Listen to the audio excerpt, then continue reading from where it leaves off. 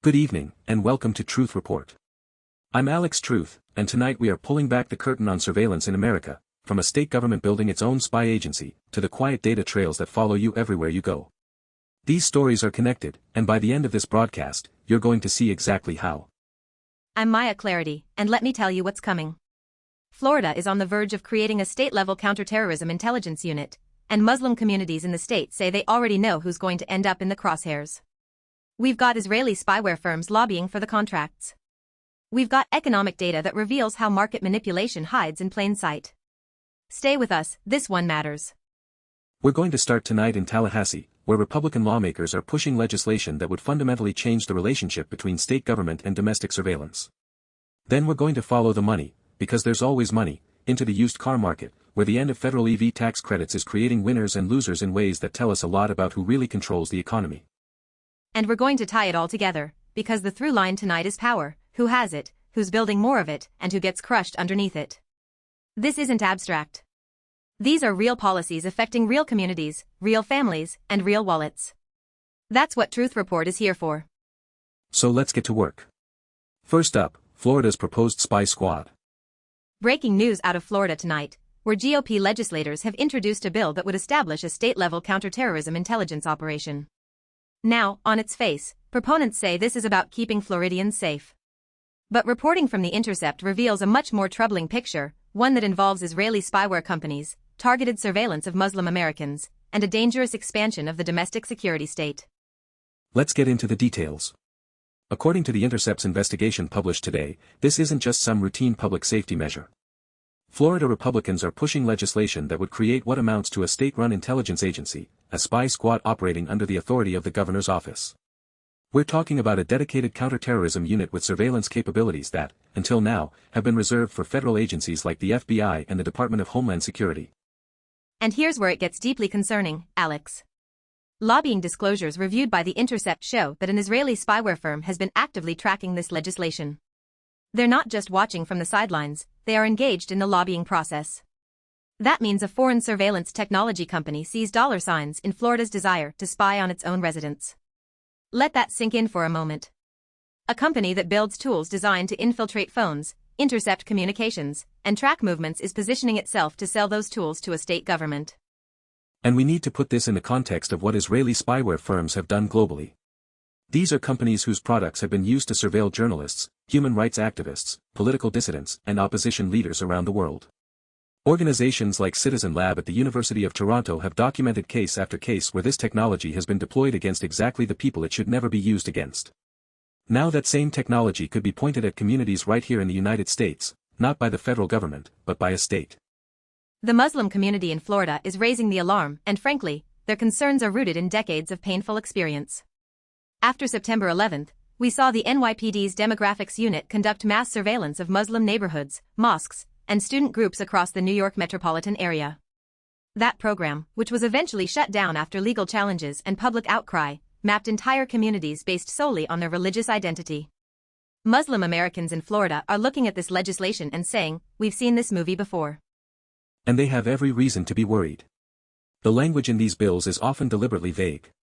Terms like counterterrorism and threat assessment and community safety sound reasonable in a press release, but in practice, they give enormous discretion to law enforcement and intelligence officials to decide who constitutes a threat. And history shows us, over and over, that when that discretion exists, it gets used disproportionately against communities of color, immigrant communities, and religious minorities, particularly Muslim Americans. Let's talk about the political context here too, because this doesn't exist in a vacuum. Florida Governor Ron DeSantis has built his political brand on what he calls fighting against foreign influence and protecting the state from ideological threats. We've seen legislation targeting academic freedom, targeting LGBTQ communities, targeting diversity initiatives. This counterterrorism unit fits neatly into a pattern of using state power to target communities that are politically convenient to target. The question isn't whether this tool will be misused, it's how quickly. And the Israeli spyware angle adds a whole additional layer of concern. We're talking about surveillance technology that operates at a level most Americans don't even understand. This isn't wiretapping a phone line. Modern spyware can turn a smartphone into a complete surveillance device, accessing the camera, the microphone, every message, every email, every photo, real-time GPS location. It can do this silently, without the target ever knowing. And Florida wants to put this capability in the hands of a state agency that answers to the governor. The civil liberties implications are staggering. The ACLU and organizations like the Council on American Islamic Relations have been sounding the alarm about the erosion of Fourth Amendment protections at the state level for years. The federal government at least operates under a framework of congressional oversight, FISA courts, and inspector general reviews, however imperfect those mechanisms are. A state-level intelligence unit operating under the governor's office has far fewer checks and balances. Who provides oversight? Who reviews the targeting decisions? Who makes sure an American citizen's constitutional rights aren't being violated? And let's follow the money for a second, because lobbying disclosures don't just tell us who's interested, they tell us who stands to profit. When a spyware firm is lobbying on a surveillance bill, they're not doing it out of civic duty. They're doing it because they see a market. Florida's a big state, 22 million people. If Florida buys this technology, other states will follow. Texas, Ohio, Georgia, you can see the dominoes. What starts as one state's counterterrorism initiative becomes a nationwide network of state-level surveillance operations, all equipped with military-grade spyware, all operating with minimal oversight. And that brings up a fundamental question about American democracy. We have spent decades debating the proper limits of federal surveillance power, from the Church Committee in the 1970s through the Snowden revelations in 2013 through ongoing fights over Section 702 of FISA. Those debates, however frustrating and incomplete, at least happen at a national level with some degree of public scrutiny. What Florida is doing is an end run around all of that. If the federal government can't surveil you the way it wants, the state will do it instead. And the state has fewer rules to follow. Muslim community leaders in Florida have pointed out something else that deserves attention. This legislation is being pushed at a time when anti-Muslim hate crimes remain significantly elevated, when political rhetoric around immigration and terrorism continues to target their communities, and when the federal government itself has scaled back civil rights enforcement. Creating a new surveillance apparatus in this environment isn't just tone deaf, it's dangerous. It sends a message that an entire community is suspect, that their faith makes them a security concern, and that the state is watching. We should also note that the track record of state-level intelligence operations in America is not reassuring. During the civil rights era, state police agencies conducted extensive surveillance of Dr. Martin Luther King Jr., the NAACP, the Southern Christian Leadership Conference, and countless other organizations. Mississippi had its Sovereignty Commission. Alabama had its surveillance programs. These weren't aberrations, they were the norm when state governments decided that certain communities were threats to the social order. Florida's proposed spy squad fits squarely in that tradition, whether its sponsors want to admit it or not. So who benefits here? The spyware companies get new contracts and a foothold in the American domestic market. Politicians get to campaign on being tough on terrorism. Law enforcement gets powerful new tools with less oversight. And who loses? Muslim Americans lose their privacy and their sense of safety in their own communities. Civil liberties lose another battle in the slow erosion of constitutional protections.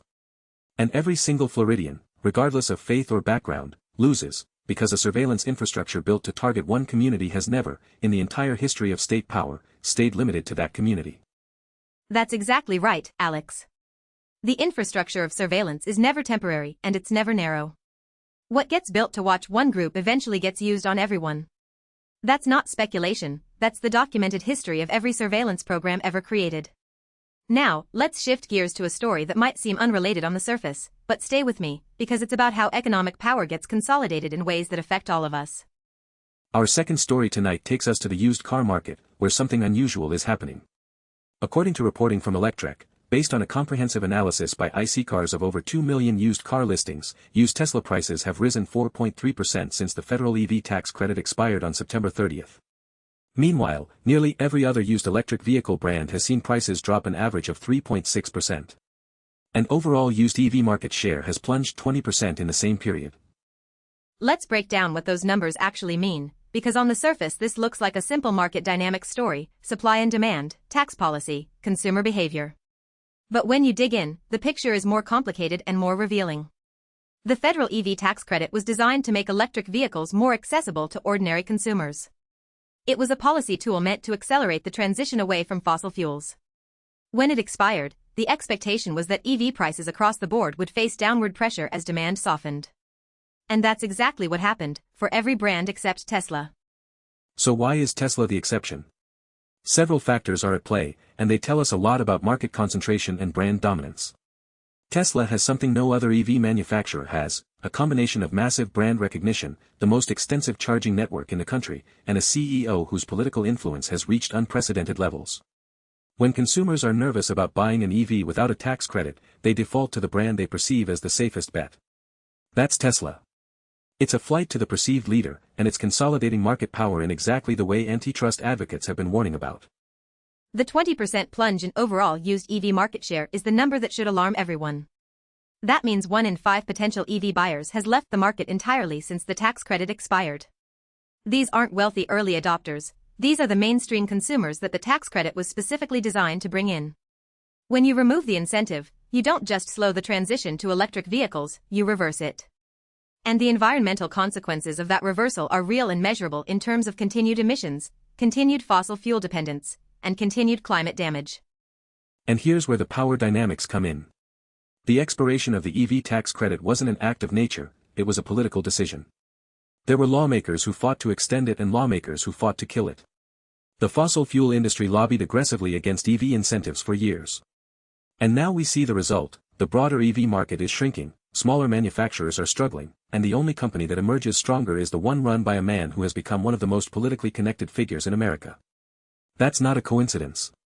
That's how economic and political power reinforce each other. It's worth looking at what's happening to the competition. Companies like Chevrolet, Ford, Hyundai, and others that invested billions in electrification are watching their used vehicle values decline. That decline doesn't just affect the used market, it affects consumer confidence in buying new EVs from those brands too. If you know your new Chevy Bolt is going to lose value faster than a Tesla Model 3, you're less likely to buy the Bolt. It becomes a self-reinforcing cycle that concentrates the market around a single dominant player while punishing every company that tried to compete. And let's talk about what that means for consumers. Market concentration is never good for the people buying the products. When one company dominates a market, prices go up, innovation slows, and consumer choice shrinks. We've seen this play out in tech, in telecommunications, in airlines, in pharmaceuticals.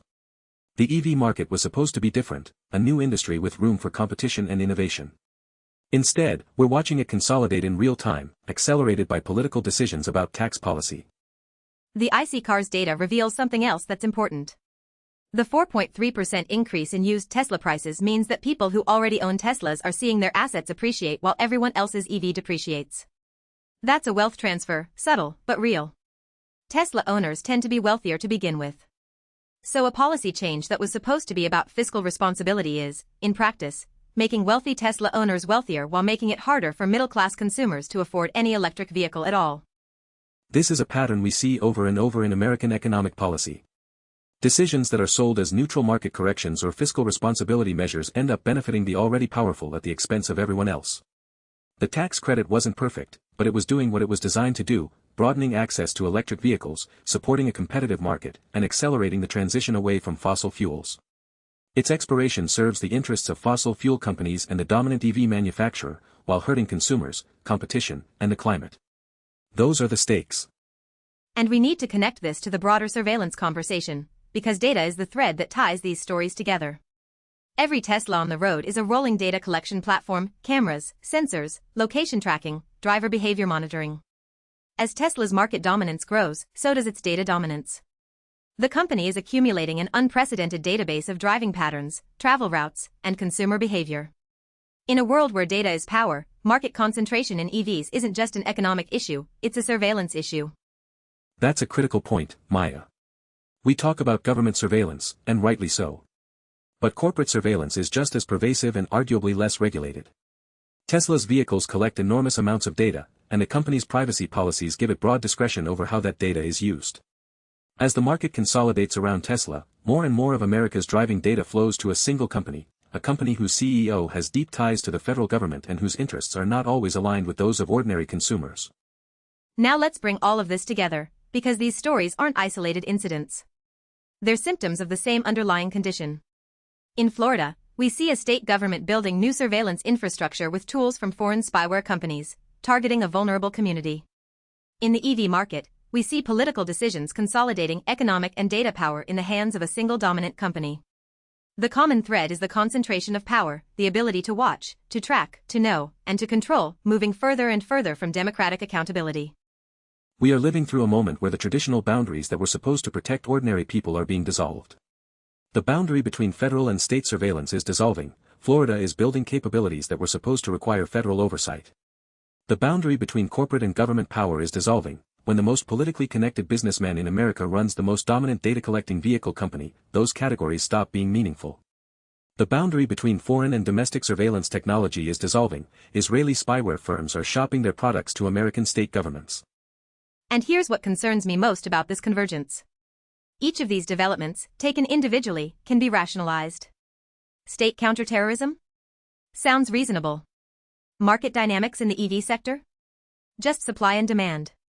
But when you look at them together, you see a system that is becoming more surveilled, more concentrated, and less accountable, not through any single dramatic act, but through 1,000 incremental decisions, each one making the next one easier. This is how democratic accountability dies, not with a bang, but with a lobbying disclosure here, a tax credit expiration there, a vaguely worded surveillance bill somewhere else. Each step seems small. Each step has its defenders. And by the time you add them all up, you're living in a society where the state can spy on your mosque, a single company dominates your transportation data, and the tools of surveillance flow freely across borders while the people being surveilled have less recourse than ever. So what do we do about it? First, pay attention. These stories don't always make the front page, but they shape the world you live in. Florida's Spy Squad bill is moving through the legislature right now. If you're in Florida, call your representative. If you're buying an EV, understand that your purchasing decision has implications beyond your driveway. Market concentration matters. Data collection matters. And who has the power to watch you matters more than almost anything else in a democracy. Second, demand transparency. Every surveillance program, whether run by a state government or a corporation, should be subject to public scrutiny. Lobbying disclosures are one of the few tools we have to see who's influencing policy. Support the journalists and organizations that dig through those records. Groups like the Intercept, the ACLU, the Electronic Frontier Foundation, CARE, and investigative outlets across the country are doing this work every day. They need your attention and your support. Third, understand that these fights are connected. The Muslim community in Florida fighting against state surveillance, the environmental advocates fighting for EV competition, the privacy researchers tracking corporate data collection, they are all fighting the same fight. It's the fight against the unchecked concentration of the power to watch, to know, and to control. When you support one of those fights, you're supporting all of them. When you ignore one of them, the others get harder to win. That's the big picture tonight on Truth Report. A state building a spy agency with foreign spyware. A market tilting toward monopoly through political decisions. And underneath it all, the steady accumulation of power in fewer and fewer hands. We report this not to alarm you, but to arm you, with information, with context, and with the understanding that none of this is inevitable. These are choices being made by people with names and addresses and public offices. And they can be held accountable, but only if we're paying attention. For Truth Report, I'm Maya Clarity. Thank you for watching, thank you for thinking, and most importantly, thank you for caring. Because the moment we stop paying attention to who's watching us is the moment we lose the ability to do anything about it. Stay informed. Stay skeptical. Stay free. And I'm Alex Truth. We'll be back tomorrow night with more stories the powerful don't want you to hear. Until then, question everything, accept nothing at face value, and remember that the truth doesn't need a lobbyist. Good night.